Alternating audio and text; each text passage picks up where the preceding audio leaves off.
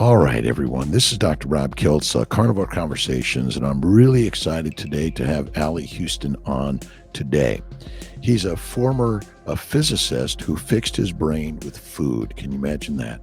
After suffering from ADHD, seasonal depression, chronic anxiety, and a host of other metabolic problems, a paleo ketogenic diet and lifestyle change resulted in a quantum leap in his health. The effect was so profound that he switched careers. He is now a metabolic mental health coach trained by Precure and Dr. Georgia Ede, who is one of my heroes in this keto carnivore world. Next year in Oxford, Ali will be running the world's first study using ketogenic diet for ADHD, which will also examine depression symptoms and more. So without further ado, let's bring on Ali. Ali Houston, thank you for being here. How are you doing this beautiful day? I'm very well, thanks. Yes, it's my pleasure to be here. Thanks for having me on. Well, cool. And let's see, you're in London, is that correct? Near, I'm in Liverpool, close by. Liverpool. Yeah, the home of the Beatles. Oh, yes. We love. And you're originally from? Originally from Glasgow in Scotland. Yeah. Beautiful. Which is why I sound like Shrek. Well, again, we're really excited to have you here. And I personally suffered from ADHD, depression, anxiety, dyslexia, and more as a child. And I think much of that is the reason we're here together talking about this, because it's much more common than people realize. And so maybe you could, jump in and tell us a little bit about where you're from and how you got to this ketogenic lifestyle. Yeah, sure. Well, like you said, I had chronic anxiety, seasonal depression, and ADHD symptoms since I was a child. And it kind of got worse and slightly better and worse again. And it was always there in the background, at least, but sometimes very much in the foreground, up to the point where I would have suicidal ideation. It would really get in the way of relationships going successfully. It would get in the way of me reaching my potential in all sorts of different ways. And I started to put on weight uncontrollably in my 20s as well. And I couldn't control that either. I never actually linked the two, but as you said, I was a physicist. I got a physics undergraduate degree, and then I started working in industry. I was working for a laser company in Scotland, which is actually had its headquarters in California, that we would make lasers for cancer research labs and that kind of thing. And then I decided to start a PhD in gravitational wave physics using the laser knowledge that I had. But when I started, my mental health problems were worse than ever. I couldn't get through winter properly because of the depression. My anxiety had reached a really nasty stage, and the ADHD symptoms were really at the fore. So brain fog, inability to concentrate, and it was a bit of a disaster, to be honest. And I was kind of lucky. My physics professor at Glasgow University, Ken Strain, he, a few years before, in his early 40s, had been told he would probably never work again because of ME/CFS. And so he was bedridden and decided to do a little bit of his own research and found Gary Taubes, good calories, bad calories. So he thought, well, what have I got to lose? I'll try a ketogenic diet. And then 6 months later, he was running 10Ks again. Wow. So fast forward a few years, I'm completely underperforming compared to what my CV suggests I should be able to do. I'm struggling with my weight. I'm also hearing Ken saying things like, wheat isn't food, or nobody should be eating margarine, or 5 a day was invented by a marketing board. And I was thinking, what on earth is he talking about? He's a physicist. And I found out his story and this incredibly deep side knowledge that he'd developed alongside being a physics professor. So he was able to point me in the right direction. And I read as much as I could get my hands on, really. It's a total rabbit hole, zero carb Zen, Peter Dobromilski's hyperlipid blog, Georgia Eads blog, the work of David Unwin was starting Mm-hmm. to emerge back then in 2015 when I started reading about all this. And then I think anyone who does the reading realizes there's something in this and it's worth a try at least. And I realized that, Atkins had looked at this years and years before. And even going beyond that, there was people like Banting and, epileptics had been using ketogenic diets for more than 100 years. So I felt, what did I have to lose? I gave it a try. And within weeks, my problems had really melted away. My stomach problems cleared up. I was able to sleep lying down without heartburn. I was thinking clearly. My mood was high and even. My anxiety quietened down. And that summer, I started to get worried at the end of the summer because winter was approaching and the depression would always come like a kind of slow freight train, and it just didn't arrive. So I got to October, November, it wasn't there. I was just appreciating life and Wow. all of the colors and the cold weather and Christmas coming and everything. And it's been like that ever since. So I knew that if that happened for me, it could happen for other people. And I felt like I owed it to the other people out there who were struggling like I had to help them. And, I should say as well, I got a diagnosis of ADHD in 2015 from a psychiatrist here. And it made sense of a lot of my childhood. I'm sure we have some similar experiences in school and with relationships and stuff. And I tried Ritalin, but I built up a tolerance. I needed more and more to get the same effect. And it had really negative side effects like, it would make me kind of emotionally cold and irritable and angry and stuff. And so I was disillusioned with that. And when I went on a ketogenic diet, I was able to just ditch the medication as well, which was brilliant. And I haven't looked back. And tell us a little bit about the diagnosis and the docs you were maybe seeing prior to the ketogenic diet. And did you get any advice from them when you went ketogenic or comments? Yeah, it was really interesting. I actually look back on my attitude then like kind of I was Bambi or something, because what I did was I went back to my general practitioner and I told her what had happened, that it had been several months, that I'd stopped my medication, and that I was certain that it was the diet change because the effect was so profound. And she just looked at me like a dog who'd been shown a card trick. It was like nonsense. She didn't believe me. And I feel sad still that that's the case, that she wasn't like Dr. Unwin and got curious. She, I guess, was near retirement and just thought, maybe he was making it up all along. Maybe it's he's just having a good day. Who knows? The propaganda in our brain is so strong as doctors and scientists. We are very unmoving in this crazy keto genic and carnivore genic diets for sure. And now you share what you do today, and you decided to stop being a physicist or stop doing as a primary job. Tell us a little bit about your change in your career and what the emphasis was in the push. Yeah, so people who noticed the change in me, the profound change in my mental health, they were all interested in, how I did it and wanted some help, friends, family, and so on. And sometimes friends of friends would ask me as well.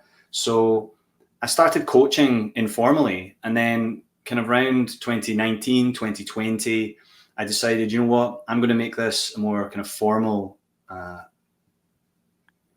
career. And I had for the last few years been selling kind of keto and paleo food, and people really enjoyed that. It was a good way to get people into the lifestyle. And I started a podcast myself and was interviewing people like Peter Dobromilski from Hyperlipid and Ben Bickman and Trocalagian and all these people who are being heroic in the space. And I was doing as much as I could, but I realized that metabolic psychiatry and the movement to help people improve their mental health with ketogenic diets was really the most profound change that I went through, and the most important one. So it kind of segued into that over 2019, 2020, 2021. And then in 2022, things got really interesting because the Bouzouki Foundation got involved with the space. And for those people who don't know, David and Jan Bouzouki started the Bouzouki Foundation in 2022 because their son, Matt, is 3 years now without bipolar symptoms. Kind of amazing, really. And he had been more than a year without bipolar disorder symptoms. He had dreadful symptoms. He was running away when he was in his manic phase, and they didn't know where he was. They didn't know if he was alive. And when he was at home, he had really kind of crushing depression. And they tried everything. They're very well resourced. David Bouzouki is one of the co-founders of Roblox, the gaming platform, which is, used globally.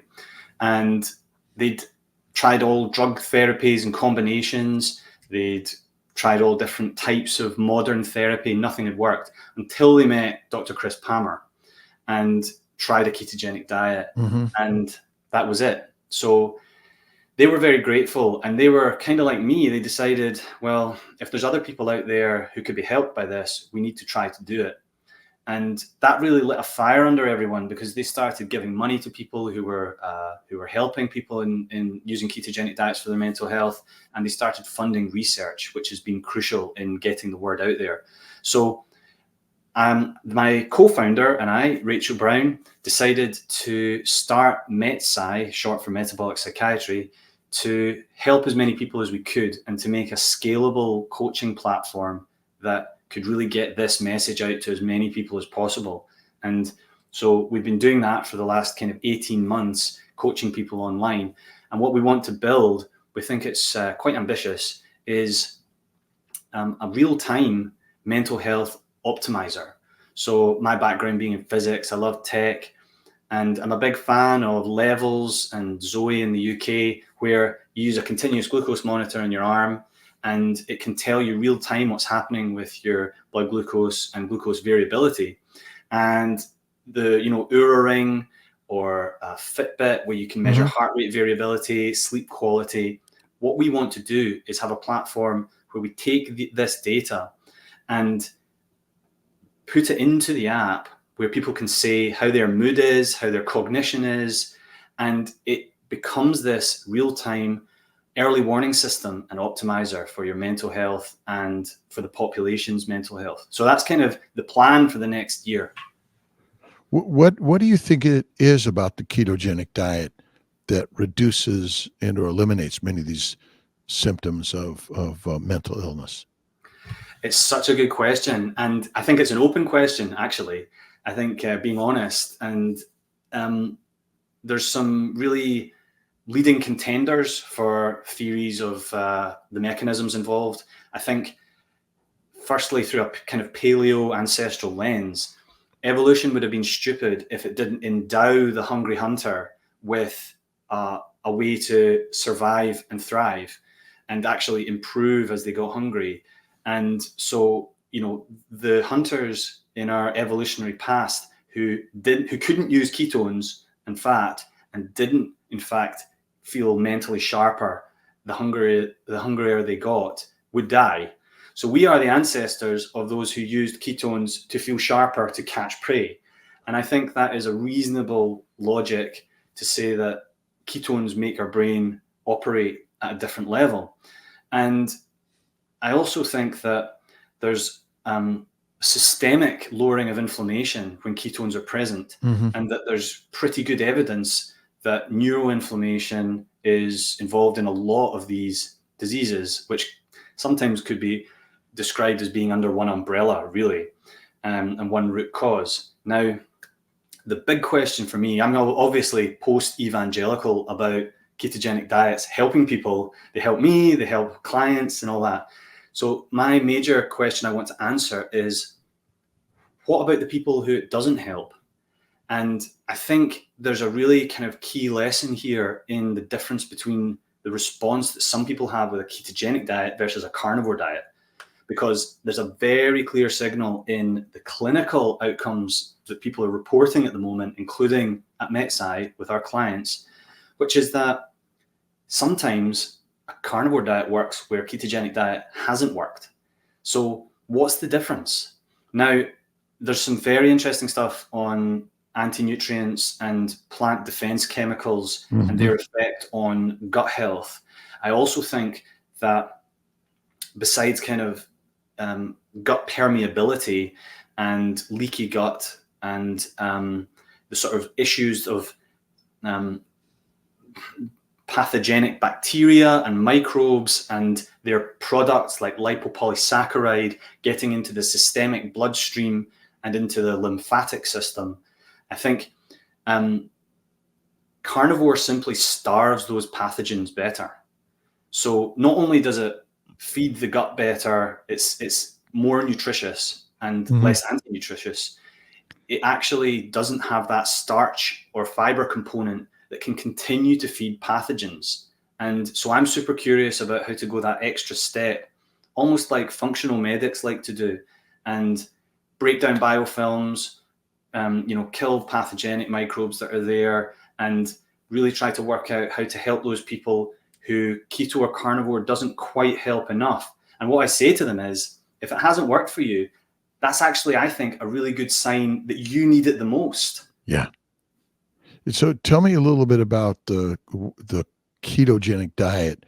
What is it about? What is the formula for the ketogenic diet you're recommending that you think is the most helpful? I mean, I always say paleo, keto, carnivore are all high-fat diets. What is the difference between them? And maybe you can share that briefly for our listeners. Yeah, sure. Yeah, it's so funny because in the scientific literature, they talk about the high-fat diet when they know that the different types of mouse chow are all completely different. And whether you feed them soybean oil, the outcome is going to be very different if you feed them coconut oil or cacao butter or whatever. And I think the same is true with the ketogenic diet, which they talk about in the literature.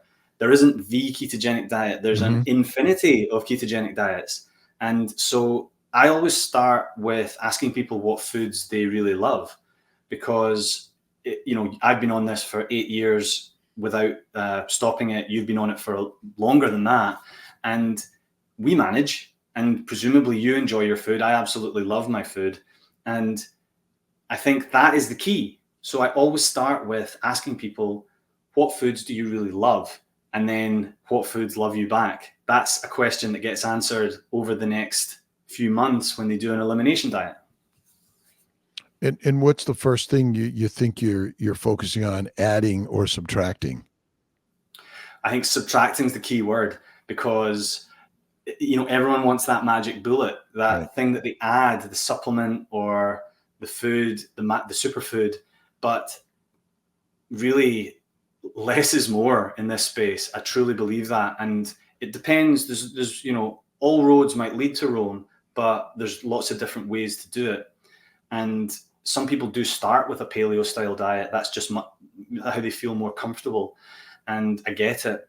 And then they sort of ease into a ketogenic diet, and then sometimes they end up on a carnivore diet if they need it.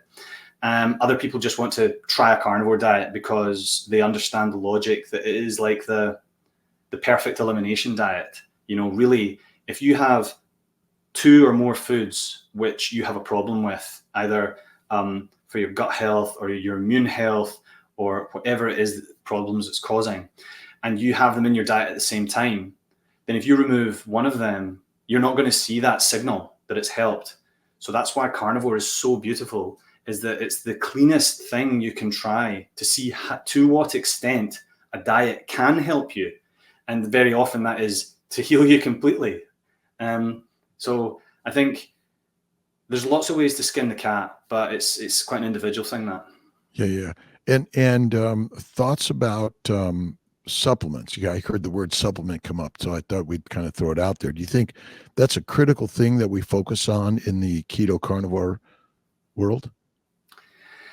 I don't know. I kind of get when people say they don't want to supplement, and some practitioners say they prefer not to recommend them. And I think there are some supplements that even though they're widely accepted, can actually cause issues. I don't think we have an innate deficiency of vitamin D. There's this kind of attitude that the human being is somehow fundamentally broken. And I think that if you can dial in your diet and lifestyle, it is likely in the long term that you won't need supplementation.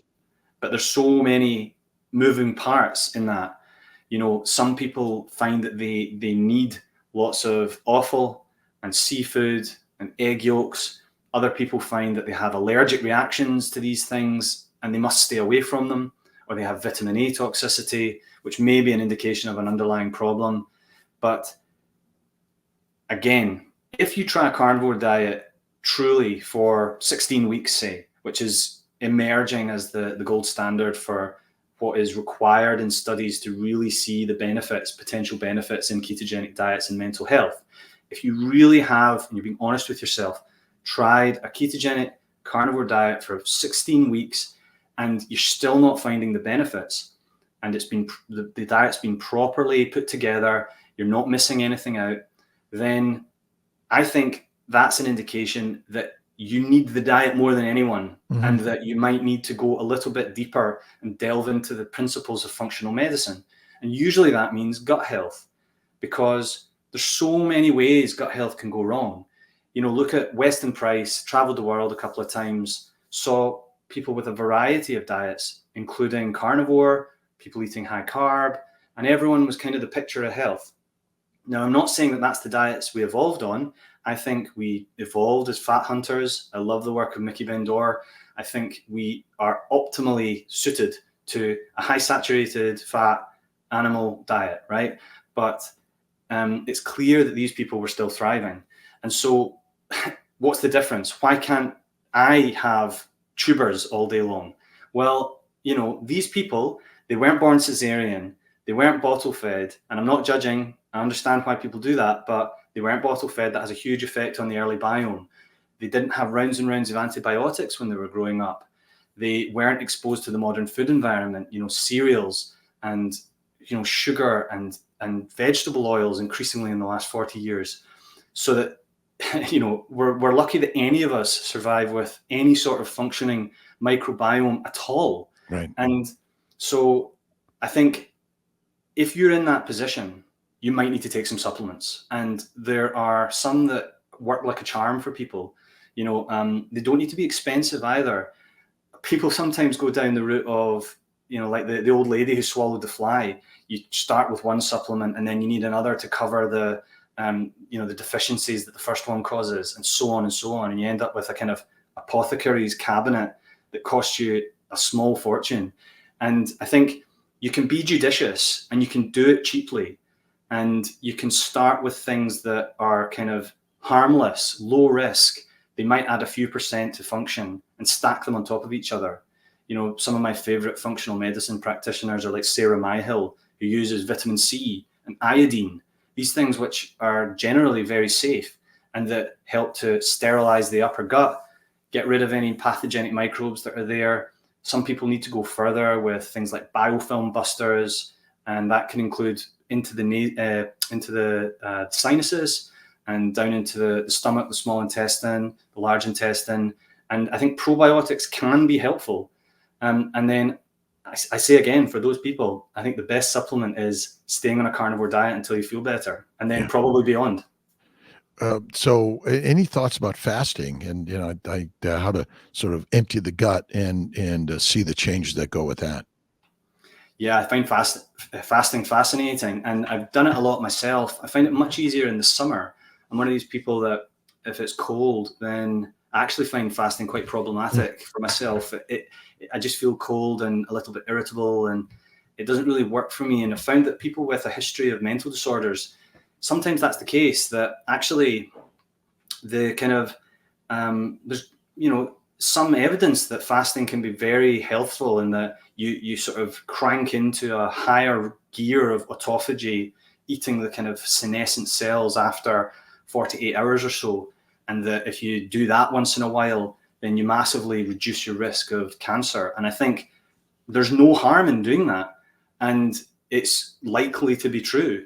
And it's also evolutionarily consistent. We, of course, would have gone through periods of feast and famine. So I think fasting is probably a very healthy thing for a healthy person. But in my experience working with clients, sometimes if you've got a history of mental disorders and you're just starting out, actually, it can be a bit of a problem, and that people can get a lot of the benefits by just being deeply ketogenic, so that, they don't feel irritable, they don't sort of mess with their cortisol a little bit earlier in the day and feel stressed out, because sometimes that can lead to mood instability. So eating earlier in the day, high fat meal, and then not having your dinner later than sunset seems to help a lot of people with mental disorders. So I always warn them about fasting, but that if it works for them, brilliant, because there's obviously benefits. We likely naturally fasted for infinite years because food was not easy to find. We didn't have a cupboard or a freezer and things like that, or a delivery. So fasting was natural depending on the time of the season and the environment that you were in. And so, my sense is that we have food available too much, and that access is telling your brain, eat food, get fat, because famine will be here, because abundance was only at certain times of the year, not all the time. Or the hunt, you caught the animals and you had the kill, and you better eat as much as you can to get full, because you're going to go a week, 2 or 3 without food, possibly. And so, it is one of those things, and you could talk more about this, is that the psychology of food, and people get hangry because they can't get their food. So in actuality, our mind gut is so connected, and we feel good to the food, likely because a lot of the food contains some opiate-like substances in plants that make you feel good. And I think the same thing goes with when we drink alcohol or we use coffee or teas and other substances. You want to comment briefly about that and tell us your thoughts? Yeah, absolutely. I think the dopaminergic system, the endocannabinoid system, and the endorphins are kind of so interconnected when it comes to that sense of reward, and the drive that we have. I sometimes think that people say, "Oh, ADHD is my superpower," and when I had the negative symptoms, I didn't feel like that. I think that's an unfair statement, because when you have the negative symptoms, it severely hobbles your life. But I think it could be a superpower: the positivity, the thinking laterally, the managing to keep multiple plates spinning at once. And I think that drive and curiosity would be a superpower in a hunter-gatherer society. We'd be the ones thinking, okay, what new area am I going to explore today to find food sources? And we would just get more and more motivated the hungrier we were over days and weeks. So I think the motivation and reward systems in our body are beautifully attuned to our ancestral environment and terribly attuned to the cereal aisle. And I used to be an absolute cereal junkie, just like Seinfeld. I was just bowl after bowl after bowl. And I think the endorphin system and the opioid systems are just super interesting. Like Peter Dobromilsky at Hyperlipid's got a brilliant blog post thinking about the similarities between gluten and casein, the milk protein, and how you get casomorphin from milk and dairy, which is a sort of opiate-like substance, and similarly from gluten and the proteins in bread and grains. And that reward is, curiously and kind of in a cruel irony, going to be delivered with the most impact to those who are least able to tolerate those foods, because it's going to get through their gut lining and get into the systemic bloodstream, and cause that sense of dependency and keep the cycle going.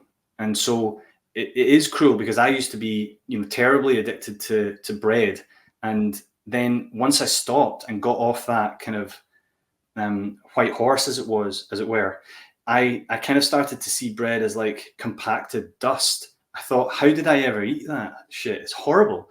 And now I don't even give it a second thought. And I have to be very careful and kind to people who understandably come to this way of eating thinking, how am I ever going to replace bread? And I've done a lot of work on food addiction with Jen Unwin and others. And I think it's a subtle question, but that ultimately when people fix their metabolism, they usually don't feel addicted anymore. What they thought was a moral failing in the past actually turns out to just be an energy crisis. Dr. Rob Kiltz, another beautiful, spectacular day. And I just want to send thanks to all of those for watching the newest episode of Carnivore Conversations. Be sure to follow us on Spotify, Apple Music, and other streaming platforms to gain access to the full 1 hour episode. And don't forget to like and subscribe for more to come. God bless.